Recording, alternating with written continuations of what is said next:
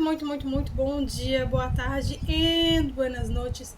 Sejam muito bem-vindos à nossa última parte desse primeiro encontro com esse tema de controle de constitucionalidade, uma forma um pouco mais detalhada. Pois aqui vocês vão fazer atividades, né? Espero que consigam fazer com consulta para fazer um estudo ativo.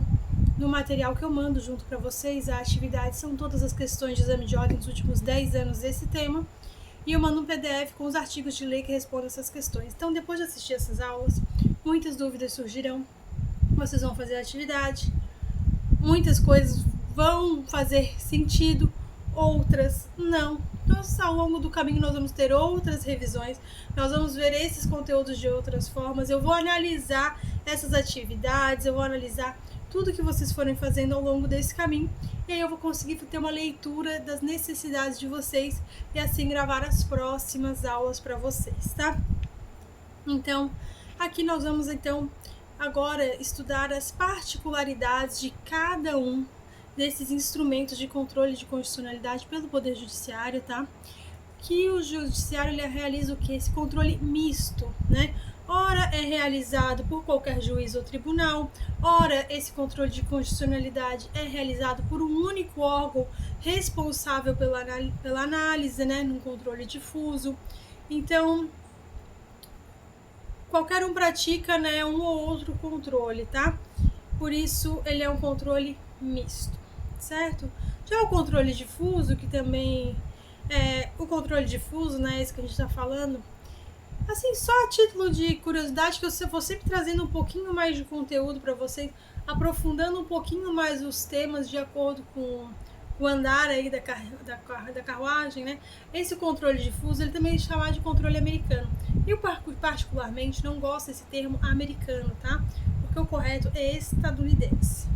Mas pode vir alguma questão fazendo alguma alusão à relação do controle difuso a ser chamado de controle americano, então vocês já sabem, tá? E provém do que? Daquele no caso famoso aí de, acho que era Marshall e Marbury, é o do juiz Marshall, tá? E o caso é Marbury versus Madison, tá?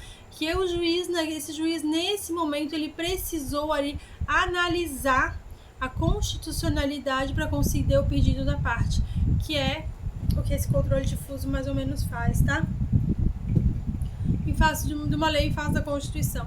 Já o controle concentrado, né? Ele é conhecido também por controle austríaco, porque ele é proveniente aí de Kelsen, né? Lá de 1920. Trouxe essas coisas só como uma referência histórica, tá? A gente vai começar falando aqui do controle difuso de constitucionalidade. Então, o controle difuso ele é realizado por qualquer juiz ou autoridade investida de poder jurisdicional, certo? Aqui a gente tem que se atentar porque existe um problema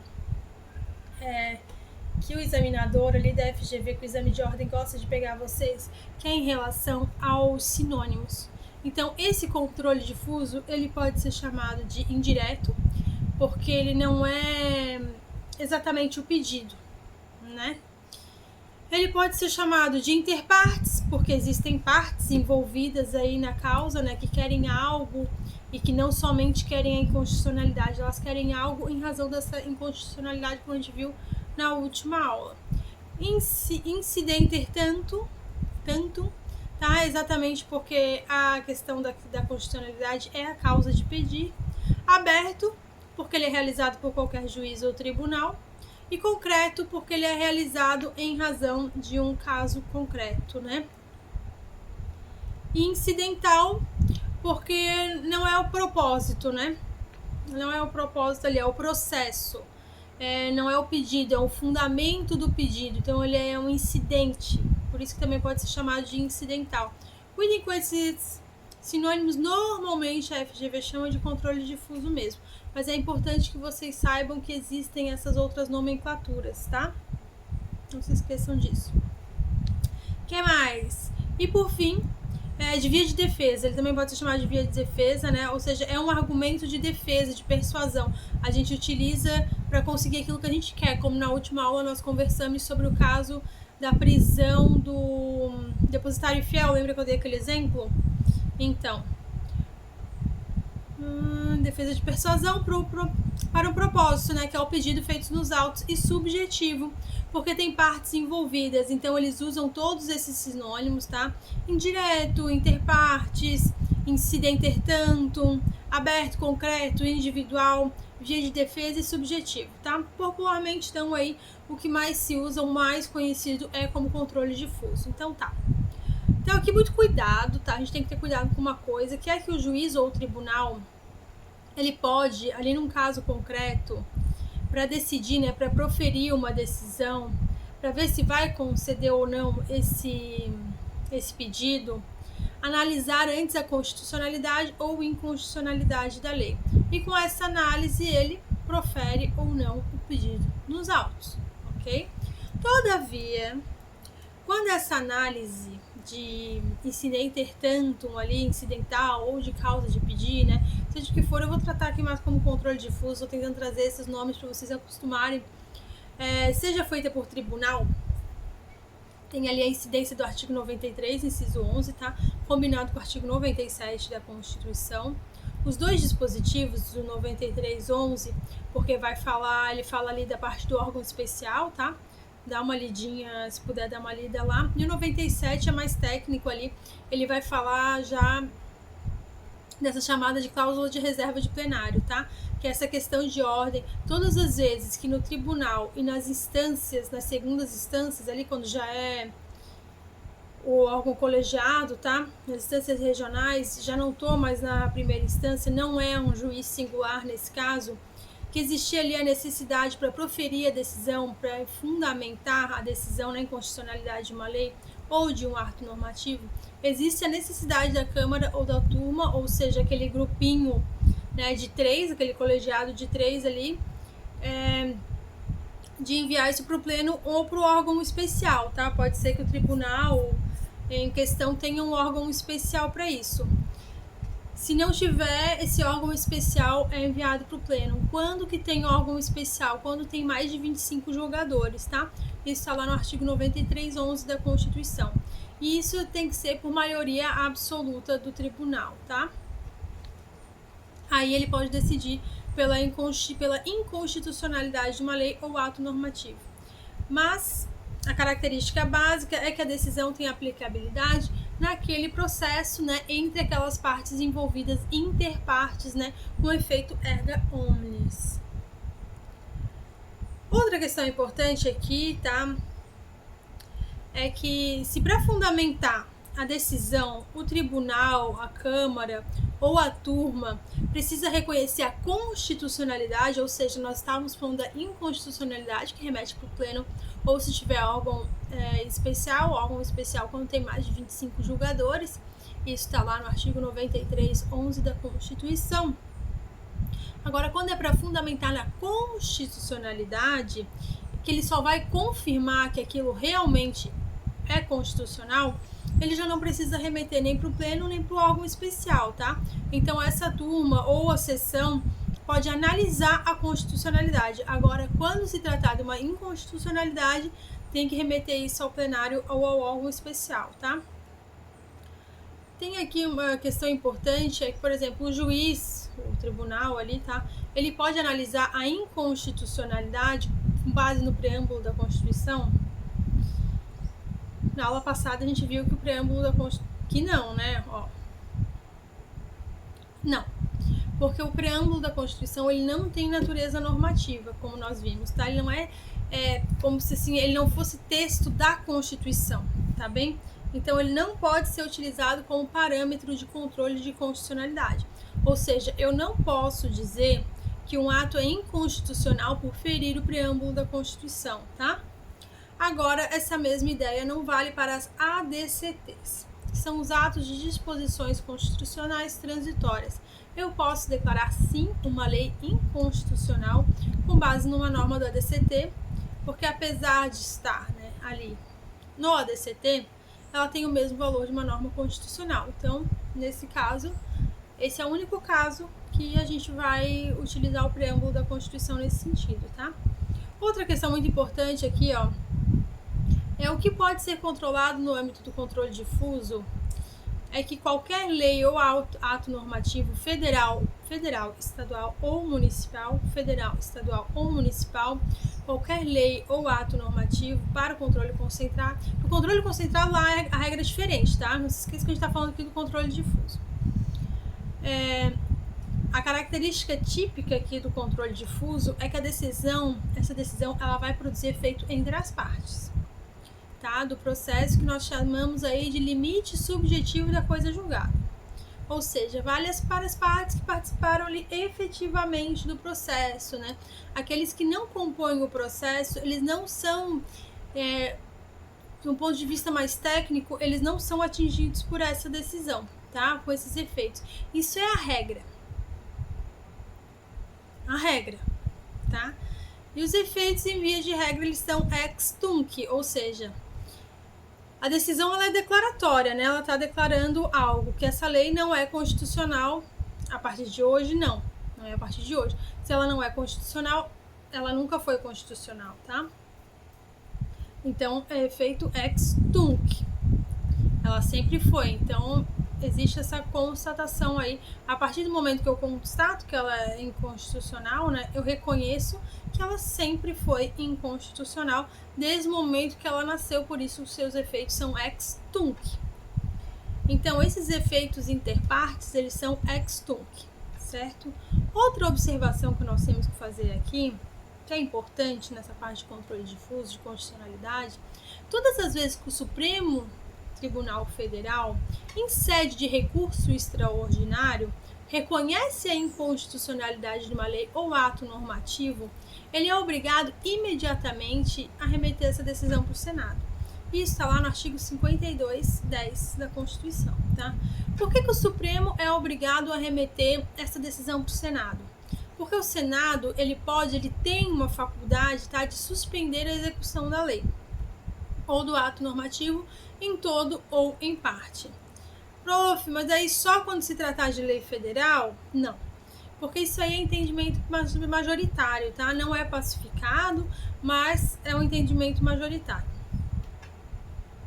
Porque ali o Senado, ele não está atuando simplesmente assim, digamos que como legislativo federal, tá? Ele está como um representante do legislativo nacional. Então, todas as leis podem ir. Então, o que ele poderia fazer é suspender a execução de qualquer ato, mesmo que não fosse tipicamente um ato federal, tá bem? Porque ele está amplo, ele está indo mais longe do que isso. Existem alguns institutos que são do controle concentrado que vem sendo aplicado no controle difuso. Tá existindo aí uma confusãozinha entre as coisas, tá? É aqui que pode complicar um pouco mais, mas mais pra frente nas questões isso também vai ficar bem mais claro para vocês, tá? Então temos aí alguns institutos que vêm sendo aplicados ao controle difuso, gerando fenômeno que a doutrina resolveu chamar de abstrativização do controle difuso de constitucionalidade. Então existem instrumentos, tá, que não são tecnicamente aí aplicáveis a essa sistemática, que vêm sendo aplicados pelo judiciário brasileiro no controle difuso. Então vira assim uma bagunça, né? Essa abstrativização do controle difuso vira essa confusão, essa bagunça, consegue deixar essa disciplina, esse tema ainda mais confuso, tá? Eu não vou falar disso aqui agora, só quero que vocês guardem essa informação. Mais pra frente a gente vai falar, quando eu for falar ali do controle concentrado, eu vou trazer essa aplicação desses institutos aqui no controle difuso. É só para que vocês guardem essa informação no momento, tá? O controle concentrado ali, por sua vez, tá? Ele é realizado pelo Supremo Tribunal Federal e somente o Supremo tem essa aptidão constitucional de analisar de forma abstrata a compatibilidade de atos em face da Constituição Federal. Ou seja, diferente lá do controle difuso, que é um efeito interpartes, que alguém foi lá, provocou porque interfere no seu pedido, aqui não. De uma forma abstrata os atos em face da Constituição, tá? Muito bem, então, só que para fins de exercício de controle concentrado de constitucionalidade, aqui a gente está falando da lei em tese, lembra? É o ato que, em tese, existem legitimados, especialmente ali os elencados pela Constituição. Só existe um deles que vai fugir ali à regra, tá? Um dos instrumentos ali das ações, mas eu já vou trazer tudo separadinho para vocês, essas regras das ações, tá? A gente está lá no artigo 103 da Constituição para vocês. Então, esses legitimados que podem solicitar para o Supremo Tribunal Federal que sejam revistas essas leis em tese, aqui tem que prestar bem atenção, tá? Tem que gravar. São 3 pessoas, 3 mesas e 3 instituições. 3 pessoas, 3 mesas e 3 instituições que podem acionar o STF em controle concentrado ou abstrato de constitucionalidade por meio das chamadas ações constitucionais. Quem são essas pessoas, então? Vamos lá, 3 pessoas. Primeiro, o Procurador-Geral da República, depois o Presidente da República e, por fim, nós temos aí o Governador de Estado e do Distrito Federal. Depois nós temos as 3 mesas. A mesa da Câmara dos Deputados, a mesa do Senado Federal e a mesa das Assembleias Legislativas e Câmara Legislativa, que no DF tem esse nome, tá? Então são Assembleias Legislativas e no Distrito Federal tem o nome de Câmara Legislativa. E por fim, as 3 instituições, que é o Conselho Federal da OAB, partido político com representação no Congresso Nacional e entidades de classe e associações de âmbito nacional. Então, eu tenho aqui os legitimados, né, para apresentação de pedido, de análise da compatibilidade do ato em face da Constituição Federal no controle abstrato concentrado de constitucionalidade. Antes da gente avançar aqui entre esses legitimados, tá? Os últimos que eu elenquei ali, quando eu falo governador, assembleias legislativas, entidades de classe, associações no âmbito nacional, esses 3, eles obrigatoriamente têm que demonstrar aquela chamada pertinência temática, ou seja, qual é o seu interesse nesse caso? Por que você está questionando essa lei ou esse ato, tá? Por exemplo, por que o governador de Santa Catarina iria questionar uma lei que somente tem aplicabilidade lá em Salvador? Qual que é o intuito dele querer questionar essa lei? Ele não tem pertinência, aparentemente ele não tem pertinência temática para isso. Tem que existir um fundamento, um porquê, um motivo para eles ingressarem com essa ação, tá? Então, tem que ter essa chamada pertinência temática. Ou seja, o interesse que você está defendendo, ele tem correlação com o objeto que está sendo discutido. A lei ou o ato são legitimados especiais. Os demais, de cima de todos, né? Esses aqui eles são chamados legitimados universais. Esses legitimados especiais são esses que têm que demonstrar essa pertinência temática para ingressar com alguma ação.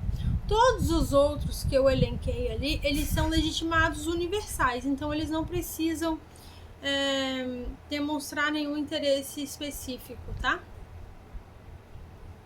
Quando eu falo que existem questões que sempre caem na prova, tá? Essa é uma delas. Por isso que eu falei no começo, gravem bem esse conteúdo, prestem bem atenção, porque isso aqui é bem passível de cair, por isso que nós vamos ver até em outros momentos aqui do curso da mentoria, tá? Então, antes, vamos lá finalizar, tá? Avançar. Os legitimados, então, são Procurador-Geral da República, Presidente da República, Governador do Estado e do Distrito Federal, a mesa da Câmara dos Deputados, a mesa do Senado Federal. A mesa, ela é um órgão, ela não é uma pessoa, tá? É um órgão da casa, não é um senador que pode, não é um deputado, é a mesa, tá bem?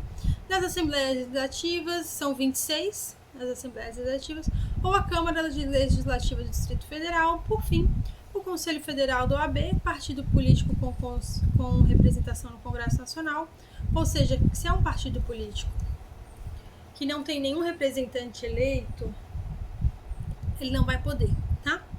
E as entidades, entidades de classe, né? Entidades sindicais, não é nem a princípio o telefone é sindicatos, entidades sindicais, tá? E de classe no âmbito nacional, beleza, tá?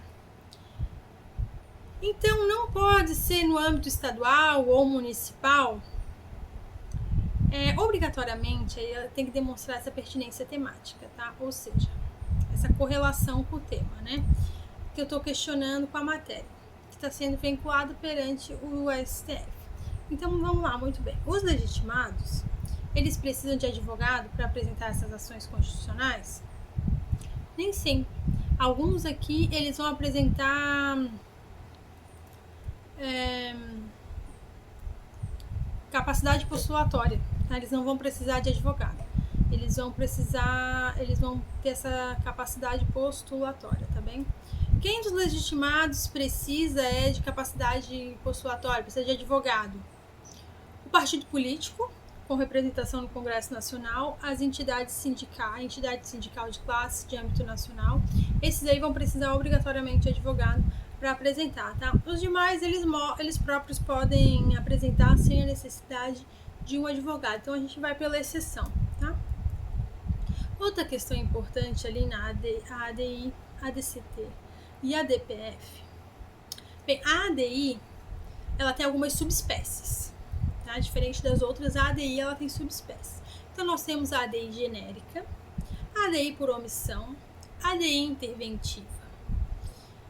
Então, essas ações, né, essas ações diretas de inconstitucionalidade, elas se subdividem em genérica, por omissão e interventiva. O que é importante saber aqui da ADI, tá? Vamos ver aqui, ó. A ADI interventiva, diferente de todas as demais e de qualquer outra ação, como a ADC, ADP, a ADI genérica, a ADI por omissão, ela é a única que tem um legitimado diferente, tá? É a única que tem um legitimado exclusivo. Uma única pessoa é legitimada para ingressar com esse tipo de ação, tá? É por isso que a gente vai falar que eu comecei até por esse legitimado, que é o Procurador-Geral da República. Então, a ADI interventiva, só o Procurador-Geral da República pode apresentar perante o STF. Isso é importante gravar. Já a ADI genérica, ela visa o quê? Questionar perante o Supremo Tribunal Federal a incompatibilidade de uma lei ou ato normativo federal e ou estadual em face da Constituição Federal. Está no artigo 102, inciso 1, a linha A da Constituição Federal. Então, é o questionamento, seja objeto da lei, do ato normativo federal ou estadual em face da Constituição. Então, é correto dizer que não cabe ADI em face de lei ou ato normativo municipal? A resposta é não, não vai caber, tá? Mas isso quer dizer que eu nunca vou poder questionar um ato ou normativo ou uma lei de âmbito municipal? Não. Mas eu não vou te deixar com essa dúvida, né? Quando vai caber a ADPF, tá? Quando não cabe outras ações, aqui nessa parte constitucional, quando não cabe outra ação, cabe a ADPF. A gente já vai entender o porquê, tá? Porque assim, para que essa lei municipal seja analisada em face da Constituição Federal, não é tecnicamente uma inconstitucionalidade, tá? A gente viu naquela pirâmide. Então, o procedimento adequado aí vai ser a ADPF. Costuma-se dizer que a ADI ela é uma ação pessimista, tá? Pessimista por quê? Porque ela tem esse propósito que o Supremo declare uma inconstitucionalidade de uma lei ou de um ato normativo. Então, o que acontece? Ocorre aí que só é possível o Supremo analisar por meio da ADI leis ou atos normativos posteriores à Constituição de 88. Observem, ó. Constituição de 88. Nós temos a Constituição de 88, a Constituição de 67, com emenda de 69. O que é analisar a constitucionalidade? Analisar a constitucionalidade é verificar a compatibilidade, né? Aí você fala, muito bem, já entendi. Mas o que é a ação direta de inconstitucionalidade? Ora, é verificar se esse ato editado, conforme a Constituição determina, né? Esse é o propósito da ADI, mostrar que o ato que foi editado não respeitou a Constituição Federal, certo? Então, ele determina, portanto, eu só posso questionar atos por meio de ADI, né, que foram editados após a Constituição de 88. Por quê? Porque se eu estou analisando os requisitos que a Constituição estabelece e que eles não foram respeitados, eu tenho que analisar os requisitos, eu tenho que analisar com face a esta Constituição. Tá, mas aí você vai dizer que todos aqueles atos que foram editados antes da Constituição de 88, eles não podem ter essa constitucionalidade controlada, porque muitos estão aí até hoje. Não foi tudo extinto após a Constituição, certo? Eles podem. E eles vão ter. Vai ser realizado esse controle de constitucionalidade sobre eles, mas não através da ADI, tá? Então, qual que é a ação quando não cabe a ADI? A DPF, tá? Então, independente da natureza, se for lei federal, estadual ou municipal, se eu estou questionando se esse ato que foi editado antes da entrada em vigor da nossa Constituição, e se eu estou analisando em face dessa nossa Constituição, a análise é através de ADPF, tá? Por quê? Porque, tecnicamente, eles nem seriam inconstitucionais, né? Porque eles são anteriores. Porque quando tem uma transição de uma Constituição para outra, o que acontece com as legislações anteriores, todas essas leis vigentes, né, que foram editadas no exercício da Constituição anterior, eles são recepcionados, certo? Como se fossem literalmente assim, aproveitados no novo sistema jurídico. Então, tecnicamente, a análise aqui, o problema não é de inconstitucionalidade. O problema é de recepção. Agora também não vai caber a ADI, em virtude ali do artigo 102 da Constituição, né, que ele não estabelece quando for lei federal, que ele não estabelece isso, tá? Então vai ser acionado por ADPF. Coloque um asterisco lá aí no material de vocês, ou só gravem, tá? Que quando for lei municipal não cabe ADI, vai caber ADPF. Essa aqui é a parte boa de lembrar daqui, tá? Então, por que não está previsto na Constituição expressamente isso ali no artigo 102? Muito bem. Quais são os efeitos aí, via de regra, da ADI na ADI genérica? Vamos ver. Os efeitos são retroativos, tá? Ou seja, ex tunc. Retroagindo. Por quê? Porque a lei sempre foi inconstitucional. Só que aqui não existem partes interessadas, né? Não existe uma parte, um autor, um réu. Então, esses direitos eles estão sendo reivindicados, mas a análise da norma, em abstrato, o efeito é erga omnes, ou seja, vale para todos. E os efeitos são ex tunc, que pode trazer um problema, se essa lei já estiver aí há muito tempo, né? Todavia, na legislação, não está previsto na Constituição. Isso não está previsto lá na Constituição, tá? Isso está na Lei 9868 de 99. Ela vai tratar desse procedimento da ADI, da ADCT também. Está lá no artigo 27 uma previsão que autoriza a alteração dos efeitos produzidos na decisão. Porque fica inviável, em determinadas ocasiões, trazer esse efeito ex tunc. Vamos supor que agora eu tenho uns exemplos que a gente vai trazer ali. Se a lei já está há muito tempo, já produziu muitos efeitos, como é que a gente vai retroagir isso tudo? Por uma questão de segurança jurídica também não é possível, tá? Então, em ADI e ADCT, quais são os efeitos que nós acabamos de ver? Os efeitos são ex tunc e erga omnes, ou seja, retroage desde o momento em que o ato foi praticado e aplica-se contra todos. No entanto, aí o Supremo Tribunal Federal por razões de segurança jurídica e excepcional interesse social. Então, segurança jurídica, né, ou excepcional interesse social, uma dessas duas hipóteses, ele pode, por meio de 2/3, né, ou seja, a maioria qualificada dos votos dos seus membros, quando for votar ADI, manipular, falando popularmente, tá? Mudar os efeitos da decisão. Então, o que é essa modulação ou manipulação dos efeitos da decisão nesse caso de controle concentrado de constitucionalidade?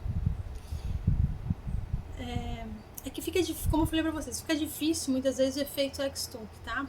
Porque é lógico, o ato não constitucional, agora ele sempre foi, porque ele não passou a ser inconstitucional depois, ele é inconstitucional desde do dia que ele foi promulgado, porque a Constituição já estava lá antes, certo? Certo. E como não tem partes envolvidas, é contra todo mundo, né? Pode se beneficiar ou ter que submeter a essa decisão. Beleza. Esse é o correto. Efeito ex tunc, porque desde sempre foi inconstitucional. Efeito erga omnes, abrange todo mundo, até quem não estava nem questionando isso. Todo mundo é influenciado por isso. Muitas vezes, se o Supremo ali vai declarar ou vai reconhecer a inconstitucionalidade de uma determinada lei ou ato normativo, isso pode implicar na prática em consequências que podem, por exemplo, quebrar a Previdência Social. Se ele disser que aquela lei inconstitucional, todas as cobranças feitas, por exemplo, de um tributo, tem que ser devolvida. A gente pode estar falando aí, sei lá, trilhões de reais. Já pensou? Como que vai fazer para devolver esse dinheiro? Não dá? Já gastou? Já não existe mais esse dinheiro? Como é que vai fazer para devolver? Então, esse efeito ex tunc não vai dar para ter, né? Vai quebrar a Previdência. Então, ele vai alterar esses efeitos da decisão, tá? E isso pode acontecer em duas possibilidades. Ali, mudar o efeito ex tunc para ex nunc, né? Da decisão para frente. Ele estabelece um momento, né? Que ele escolhe ali no tempo para fim de produção, para produção desses efeitos. É o que a gente chama de pró-futuro. Também pode ter essa expressão, tá? Pró-futuro. Isso significa que na prática é possível que haja um efeito ex nunc e ex tunc, certo? O pró-futuro, ele só é possível ali na manipulação, na modulação, tá? Dos efeitos. Necessita de 2/3 de concordância dos membros do Supremo para que isso aconteça. 2/3, tá? Lembra que eu falei da abstrativização do controle difuso? Então, sabe o que o povo vem fazendo? Olha só. Num recurso extraordinário, em que tem partes, o Supremo ele vai decidir o efeito para quem? Para as partes que estão ali envolvidas no processo. Não foi isso que a gente combinou? Que a gente tinha conversado nas últimas aulas? Porém, alguns casos específicos, o Supremo ele vem trazendo, ele vem entendendo os efeitos dessa inconstitucionalidade para todo mundo. Ele tem, em vez de ser interpartes, ele está colocando ali erga omnes, tá? Mas não é um processo só das pessoas, professora, só da João e da Maria, mas o Supremo expressamente, tá? Ele muda os efeitos da decisão. Então, nesse caso, é a chamada abstrativização do controle difuso. Ele usa o artigo 27 da Lei 9868 numa situação que tecnicamente não seria aplicável, né? Muito bem, com relação à ADI interventiva. A ADI interventiva quase não cai na prova, tá?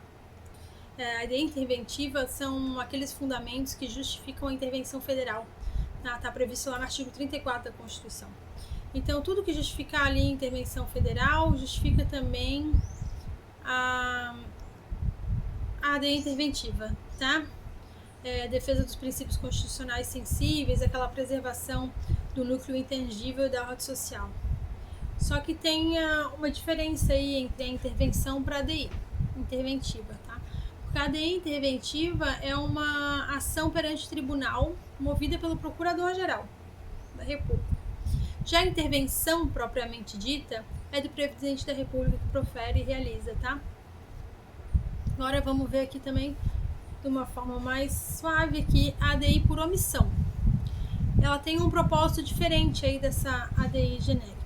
Ficou claro aquela parte da abstrativização que a gente estava falando, né?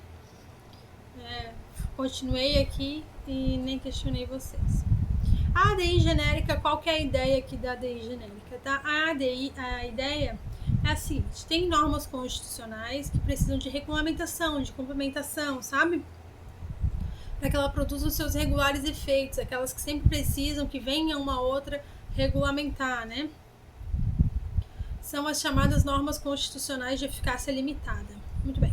Acontece que não são todas essas situações ou todos esses efeitos que efetivamente são regulamentados, normatizados pela autoridade competente. Então, todas as vezes que faltar essa regulamentação, essa norma regulamentadora, que esteja inviabilizando aí um direito, cabe aos legitimados da ADI apresentar uma ADI por omissão. Qual que é o propósito? É a integração da norma, a regulamentação, a complementação que até então não foi feita. Por isso que a ADI por omissão ela tem o propósito de atacar aí a chamada síndrome da inefetividade das normas constitucionais. Ah, professora, mas esse não seria o caso do mandado de injunção? Não. Mandado de injunção, tá?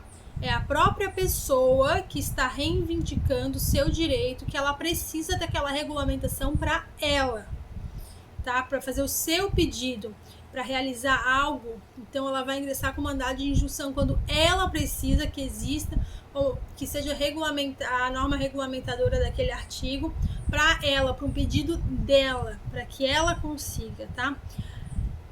Quando a gente está falando aqui da ADI genérica, é por um todo.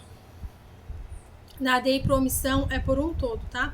Aqui o propósito é questionar em tese que a falta de regulamentação gera um prejuízo social e que ele tem que ser regulamentado. Então é uma questão abstrata, tá bem? Na prática, o Supremo acaba ou estabelecendo aí um prazo para que o Legislativo regulamente a questão, tá? A exceção de algumas decisões, que é o caso da ADI 3682, e que o Supremo ele deu, como acontece no mandado de injunção, que tem hoje efeito concreto ali, ele deu ali uma regulamentação à questão, sem que houvesse legislação aplicável. Efetivamente é o caso, tá? Mas normalmente ele vai dar um prazo ali. Agora a gente vai falar um pouquinho da ADC, que é a ação declaratória de constitucionalidade, tá? A ADC, ela nada mais é do que uma ADI otimista nesse caso, né? A gente falou que a ADI ela era pessimista, porque ela buscava uma inconstitucionalidade.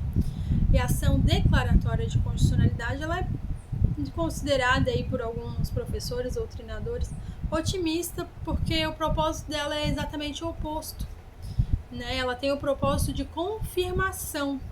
Por isso, a ação de declaratória, a confirmação da constitucionalidade de um ato.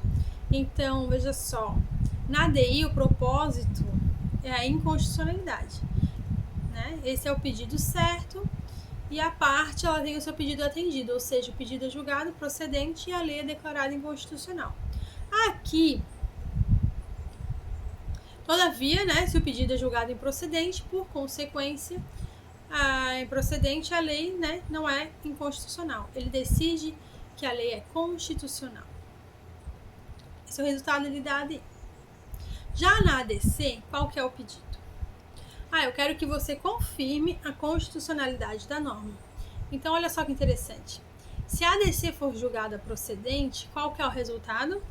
A constitucionalidade da norma. Se a ADC for julgada improcedente, qual que é a consequência? A norma ela é inconstitucional. Então, vamos colocar procedência e improcedência, tá? O resultado de procedência da ADI é o mesmo resultado da improcedência da ADC, que, por sua vez, o resultado da improcedência da ADI é o mesmo resultado da procedência da ADC. Por isso que a doutrina chama elas de ações com sinais trocados, tá bem? O que é como se fosse o mais e o menos ali que vai trocando sinais. Porque o resultado de uma implica na improcedência do resultado. O resultado da outra. Agora, para fins de prova, o que eles perguntam é: por que tudo que é aplicável a ADI é aplicável a ADC? É a mesma coisa, o mesmo procedimento, mesmo efeito, tudo igual. Agora, o que eles vão perguntar na prova é possível isso? A gente já viu que é possível, tá? Entrar com uma ADI para questionar lei ou ato normativo federal ou estadual, certo? Olha só, agora presta atenção. Já a ADC, apesar de ser uma ação que tem o mesmo resultado prático ali, né, declarar uma constitucionalidade ou não, ela só pode ser por lei federal, né, de lei federal. Não cabe ação declaratória de constitucionalidade de lei estadual, tá? Então, grave bem essa parte. A ADI, ela cabe de lei estadual. A ADC não cabe de lei estadual, somente de lei federal. E por quê? Porque lá no artigo 102 da Constituição não autoriza expressamente. Não tá lá no artigo de lei, tá? Então, cuidado com essa relação aí, com essa questão, né, em relação ao restante. Em relação aos restantes, aí é igual, só peguem essa parte que de lei estadual não é permitido, tá? Todos os efeitos e momentos, o resto é tudo igual. A única diferença prática, né, é que a ADC ela foi inserida no sistema jurídico com a emenda 3 de 93, tá? Ela não existia originariamente na Constituição, ela é algo que veio depois, ela surge com essa emenda. Agora, para finalizar aqui nessa aula, a DPF. A DPF é essa ação de descumprimento de preceito fundamental. E ela é uma regulamentação que ela tem regulamentação específica, tá? Lá na Lei 9882 de 99. Então, a ADI e a ADC é a Lei 9868. A DPF, Pavarotti, é a Lei 9882, tá? O que diferencia a DPF das demais ações? A DPF ela é diferente. Meu Deus, que me chato. Porque o propósito não é dizer que é inconstitucional ou constitucional com base nessa incompatibilidade ou compatibilidade direta, tá? É dizer que o ato ou a lei, o ato normativo ou a lei ali, tá? Não guarda correlação com o texto constitucional de forma ampla. Então, eu não estou questionando necessariamente a inconstitucionalidade, mas sim a incompatibilidade, tá? Então, não é uma ação técnica de inconstitucionalidade, mas sim uma incompatibilidade com base no descumprimento de um preceito fundamental, tá? É como se fosse assim, a gente tem um pressuposto constitucional que não está sendo respeitado, tá? Aqui eu acho que isso não pode prevalecer, então é uma questão formal, né, de inconstitucionalidade. Não é uma questão formal de inconstitucionalidade, mas é uma violação a um preceito, né, fundamental ali, a um valor, a um postulado que a Constituição estabelece. Então é por isso que o descumprimento de preceito fundamental é o descumprimento de qualquer ato que vá contra os fundamentos e aos princípios basilares da Constituição, ingressado com essa ADPF, tá? Por outro lado, é por isso que eu posso questionar também, por meio de ADPF, lei ou ato normativo federal, estadual e municipal, e até mesmo os anteriores à Constituição, como a gente tinha conversado, tá? O ato anterior, no caso aí da ADI, que pode ser lei na ADI não pode ser lei municipal, no caso da ADC, que não pode questionar